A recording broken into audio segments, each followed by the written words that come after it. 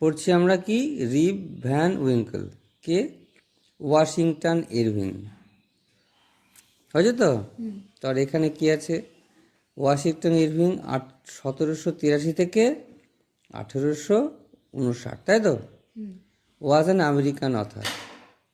Washington Irving ছিলেন একজন American লেখক। এর আগে পড়েছ ব্রিটিশ ব্রিটিশ লেখক, আর কি এসেইস্ট, প্রবন্ধকার, বায়োগ্রাফার, জীবনীকার and historian of the early 19th century, এবং 1900 শতকের প্রথম দিককার ঐতিহাসিক, মানে ইতিহাস সম্পর্কে লেখেন। 1900 শতক মানে কি বলতো?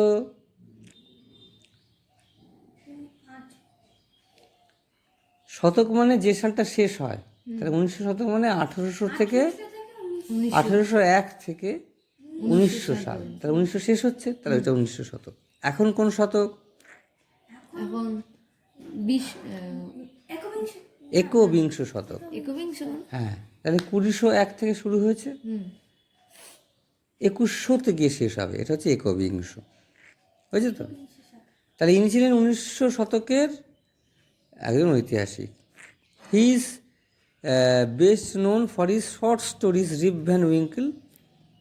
তিনি তার শর্ট স্টোরি রিব ভ্যান উইঙ্কেলের জন্য বিখ্যাত ছিলেন, অ্যান্ড লিজেন্ড অফ স্লিপি হলো, এবং ঘুমন্ত শূন্যের কোনো বিখ্যাত লোক, এই একটা গল্প সম্পর্কে নিয়ে তিনি বিখ্যাত ছিলেন, এই দুটো গল্প নিয়ে লিখে। হিজ হিস্টোরিক্যাল ওয়ার্কস, তার ঐতিহাসিক কাজগুলোর মধ্যে ইনক্লুড, যেগুলো আছে সেগুলো হলো biographies of George Washington, Christopher Columbus and prophet Mohammad. George Washington, Christopher Columbus এবং হজরত মোহাম্মদের জীবনী নিয়ে তিনি কাজ করেছেন, এগুলো তার ঐতিহাসিক কাজ। The present history story, this present story is an adaptation of original short story. বর্তমানে যে গল্পটা পড়বে সেটা হচ্ছে তার একটা বিখ্যাত গল্প থেকে নেওয়া, অ্যাডাপ্টেশন, গ্রহণ করা। এবার দেখো, let's share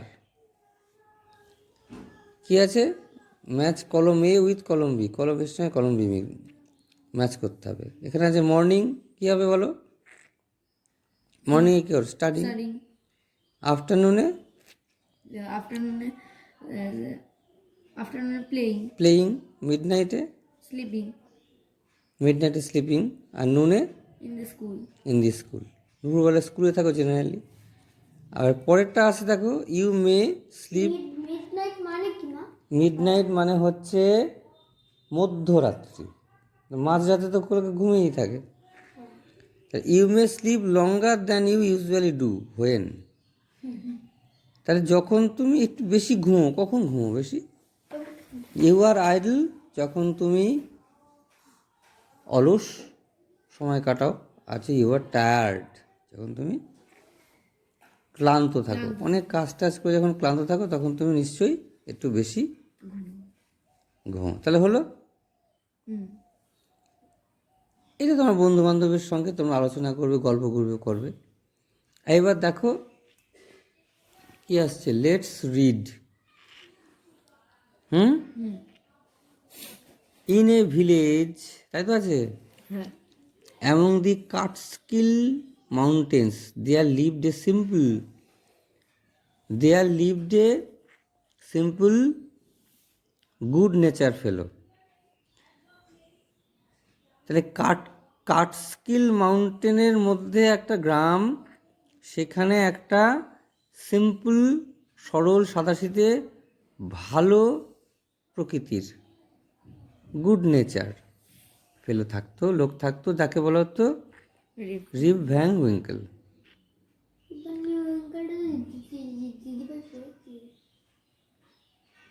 the children of the village loved him, গ্রামের ছেলেমেয়েরা তাকে খুব ভালোবাসত। He assisted at their sports, সেই ছেলেমেয়েদের সঙ্গে খেলা করতো, তাদের খেলায় সাহায্য করতো। And made their playing things, এবং তাদের খেলার জিনিসপত্র বানিয়ে দিত। He also taught them to fly kites, তাদের ঘুড়ি ওড়ানো শেখাতো, অ্যান্ড শুট মার্বেলস, গুলি খেলা, মার্বেল ছোড়া, এগুলো শেখাতো, অ্যান্ড টোল্ড দেম স্টোরিজ, এবং তাদের গল্প বলতো, যে জিনিসগুলো বাচ্চারা পছন্দ করে, প্রিয় হয়, ঠিক সেই জিনিসগুলো রিপ ভ্যান উইঙ্কেল করতো বাচ্চাদের সঙ্গে। Rip help everyone in their work, Rip সকলের কাজ করে দিত। But could not keep his own farm in order, কিন্তু নিজের কাজটা, নিজের ফার্মটাকে ঠিকঠাক রাখতো না। হিজ ফেন্সেস মানে দেয়াল, মানে বেড়া, ফেল টু পিসেস, টুকরো টুকরো হয়ে পড়ে গেছে তার নিজের বাড়ির। হিজ কাউস স্ট্রেইড, দেখো স্ট্রেইড হচ্ছে লাল জিনিস, লাল অর্থে দেওয়া আছে, মানে এপাশে যেগুলো লাল থাকবে সেগুলো এপাশে মানে করে দেওয়া আছে। দেখো এখানটা দেখো অ্যাসিস্টেড, ওখানে লাল অক্ষরে দেওয়া আছে, অ্যাসিস্টেড মানে হচ্ছে সাহায্য করা, স্ট্রেইট মানে হচ্ছে মুভড হবে, মানে এমলেসলি, এদিক ওদিক চলে যাওয়া। ছেড়ে দিলে, গরু ছেড়ে দিলে কি হয়, এদিক ওদিক চলে যায়, যেখানে খুশি ঘুরে বেড়ায়। আর সোল মানে একমাত্র, একান্ত, আর ইন মানে যেখানে একটা সরাইখানা আর কি, ইন সরাইখানা অর্থাৎ যেখানে লোকে রাস্তাঘাটে বেরিয়ে যেখানে লোকের থাকে, এখনকার হোটেল বলতে পারো। তাহলে স্ট্রেইট, হিজ কাউ স্ট্রেইট, গরুগুলো এদিক ওদিক উদ্দেশ্যহীনভাবে ঘুরে বেড়াতো। Weeds grew in his field, weeds মানে আগাছা, তার মাঠের মধ্যে, যে ক্ষেতের মধ্যে আগাছা জন্মেছিল। His wife complained about his idleness, তার বউ তার এই অলস প্রকৃতির জন্য তা মানে বারবার অভিযোগ করতো, অনুযোগ করতো। হিজ সন রিপ ইনহেরিটেড হিজ সার্ভিস, তার ছেলে রিপ, তার ছেলের নামও রিপ, সে জন্ম থেকে এই অভ্যাসটাই পেয়েছিল। His sole follower was his dog Wolf, এই রিপের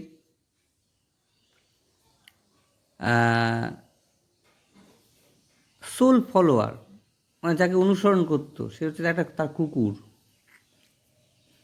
বা তুমি এখানে নেকড়ে মতো দেখতে বলতে পারো, ঠিক আছে। উলফ, আবার নামও হতে পারে, এবার নামও হতে পারে, উলফ নাম দিয়েছে। আচ্ছা, Rip used to sit and talk with his friends on long summer days, তাই রিপ কী করতো, তার এই কুকুরটার সঙ্গে লম্বা গরমকালে কথাবার্তা বলতো, খেলাধুলা করতো আর কি, সময় কাটাতো। Nicholas Vedder, the landlord of village inn, গ্রামের যে একটা সরাইখানা ছিল, আশ্রয়স্থল, তার মালিক, তার নাম কি, Nicolas Vedder.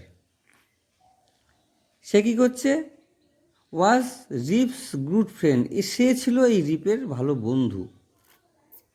Rib had to leave this group eventually, এই দলটাকে রিপে অবশ্যই ত্যাগ করতে হলো। হ্যাড টু মানে হচ্ছে বাধ্যতামূলক কোনো কাজ করা বোঝাতে হ্যাড টু বলে।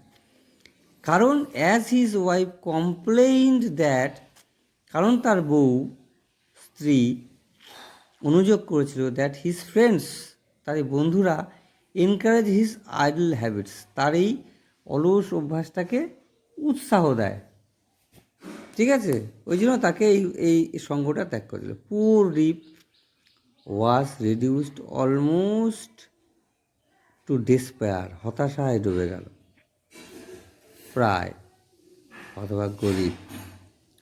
হি started walking away into the woods with Wolf, সে কী করলো না, তার এই কুকুরের সঙ্গে, উল্ফের সঙ্গে জঙ্গলের মধ্যে দিয়ে হাঁটতে শুরু করলো, চলে যাবে।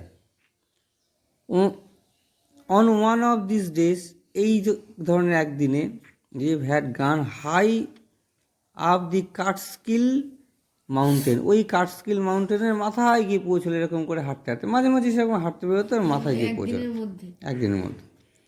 ফ্রম দেয়ার, সেখান থেকে he look down into a deep dark valley, সেখান থেকে নিচের ঘন ওই ভ্যালি উপত্যকার দিকে এবং অন্ধকার উপত্যকার দিকে তাকালো।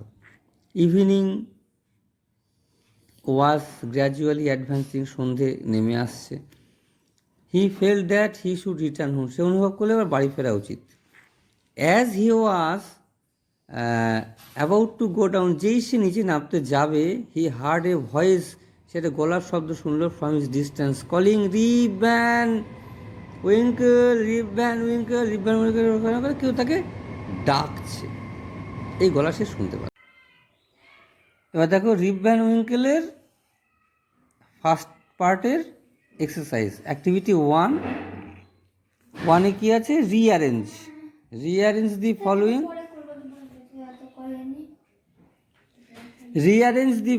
এখানে কি আছে রিঅ্যারেঞ্জ মানে জানো তো হ্যাঁ, কি, মানে সাজানো, যেটা ঘটনা, সাজাতে যেটা ঘটনাক্রম অনুযায়ী, যেটা আগে হবে সেটা আগে, যেটা পরে হবে সেটা লিখতে হবে।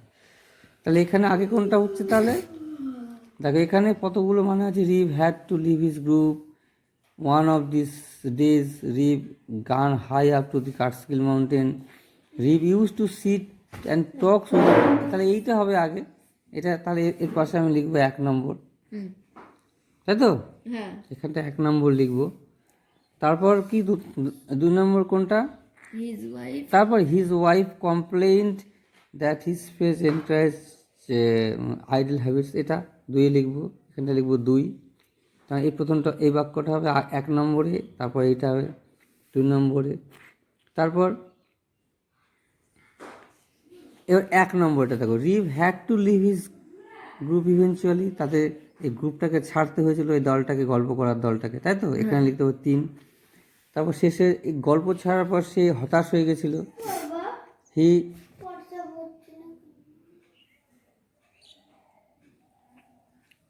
তারপর হচ্ছে 3 নম্বর, poor Rip was reduced almost despair, এই হতাশায় ভরে গেল। তারপর কোনটা, সে চলে গেল, এই ডুয়েটটা, on one of these days Rip had to gone high up to the Catskill mountain, এখানে লিখবা, এটা লিখবা। তারপরে আর তারপরে হচ্ছে কোনটা, he heard a voice from distance, তাই তো, এইটা এভাবে লিখতে হবে, সাজাতে হবে। এরপর যাতে অ্যাক্টিভিটি 2তে কী আছে, অ্যাক্টিভিটি 2তে কী আছে, শূন্যস্থান, পূরণ করতে হবে। হ্যাঁ এখানে হেল্প বক্স দেওয়া আছে, তাই প্রথমে রিপ ড্যাশ চিলড্রেন অ্যাট ড্যাশবোর্ড, কোনটা হবে, অ্যাসিস্টেড, সঙ্গত সাহায্য করতো। He always helped others in their কি, কি ওয়ার্ক, ওর কাজে সাহায্য, অন্য লোকের কাজে সাহায্য করতো। হিজ ওয়াইফ কী করতো, কমপ্লেন, অভিযোগ করতো, about his idle habits. One day Rip কি, ওয়েন্ট ইন কোথায়,